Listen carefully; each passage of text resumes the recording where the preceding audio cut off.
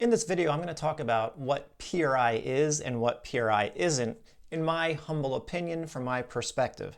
So yesterday I was flipping through Instagram, which I don't do a lot of. I do have an Instagram account where I do put some stuff up. So if you don't follow it and you're interested in PRI and what I do, then you could always follow that.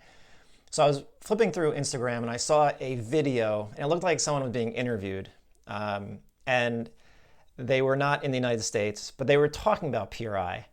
But they were talking about PRI, and you clearly, from someone who's done PRI for a long time, you know they don't have much exposure to PRI, because once again they said, oh, PRI is saying the same thing as other stuff, even though they've had a good run for the past couple of years, whatever that meant.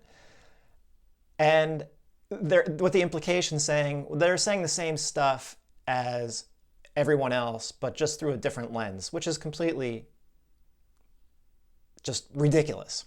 And I'm going to show you a video as to why this is. But the problem is I'm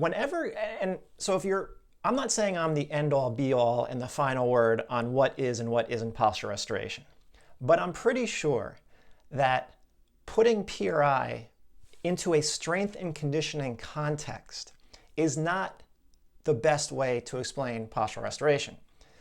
I'm very confident of that. The main reason is this. Strength and conditioning, you're trying to create tension to tense up your body and feel your muscles.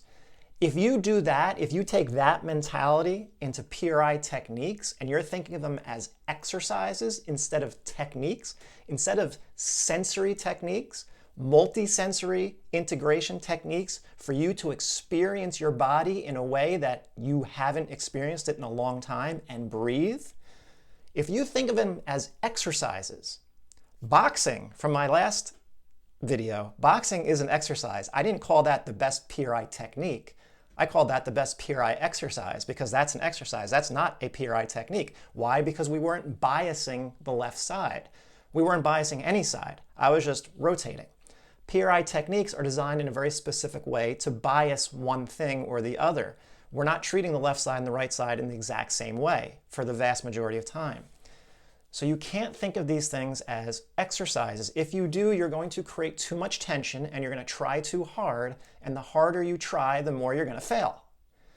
I see this all the time with people, and the best thing I can ever tell people is put less effort into it. Seems very counterintuitive, but it always works. And everyone always says to me, wow, I was really trying too hard. This is so much different. It's so subtle. And yes, it is subtle, which makes it hard because you are going to struggle to use the left side of your body. How is it that subtlety makes it harder? You just got to have a lot of experience, or you do PRI techniques, a PRI program with someone who knows what they're doing, and you'll feel the difference.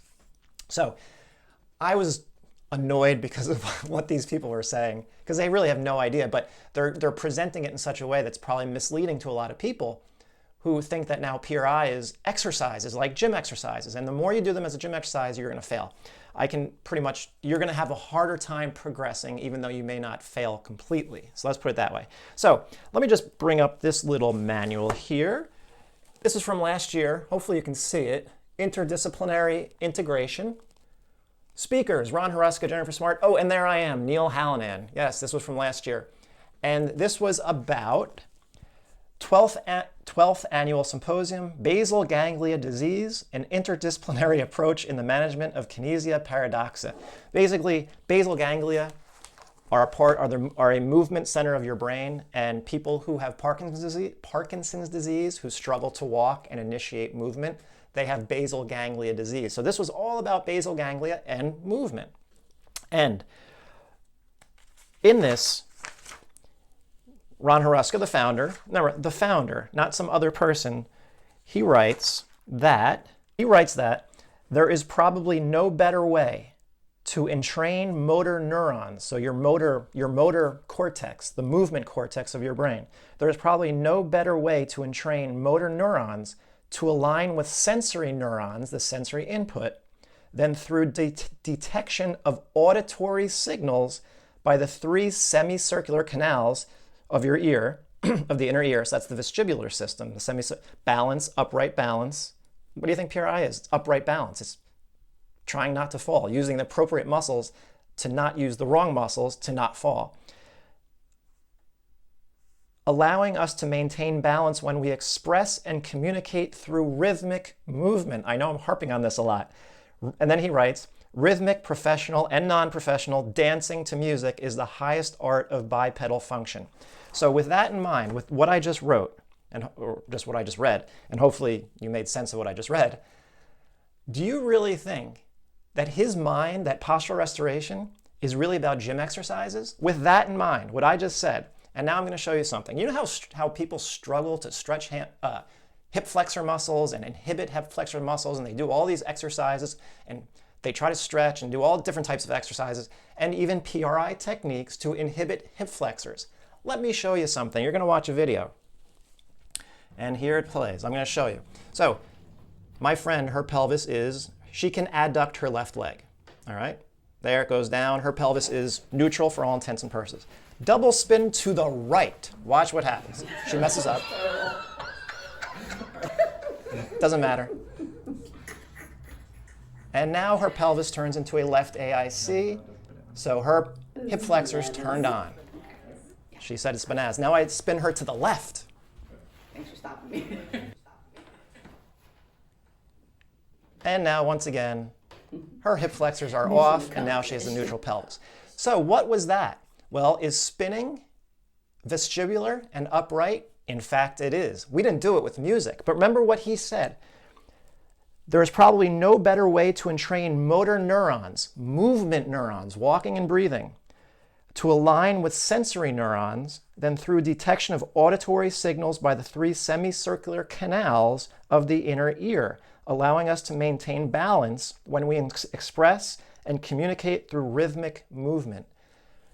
Now, what was the exact mechanism behind that? I always figured it was probably the vestibular system. I can't say for sure, but I'm sure when your brain turns to the right or turns to the left, it knows which is the dominant side.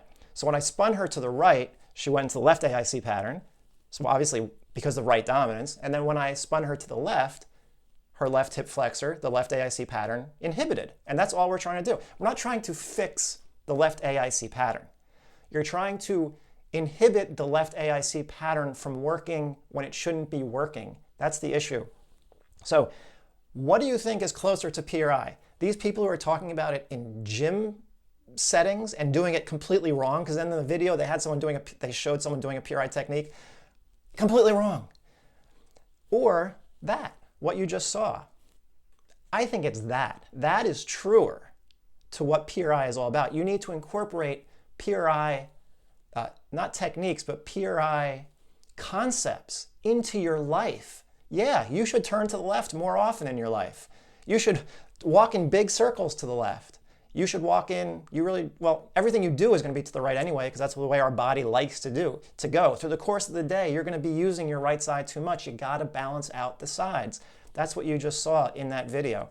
So is that going to work with every single person? Now, first of all, I know she can already spin, so I didn't have to teach her how to spin. She's a dancer, and I know she has rhythm. She has really good rhythm. And I'm going to show another video with her some other time. But I just wanted to show that had nothing to do with the gym or exercises or strength and conditioning. Nothing. All I had to do to inhibit her left hip flexors to get her pelvis back into a more neutral state was spin her to the left. Her vestibular system did all the rest. And so if you like this video, could you please like it, share it, subscribe, or comment? I would appreciate it, and hopefully you enjoyed it. Thanks.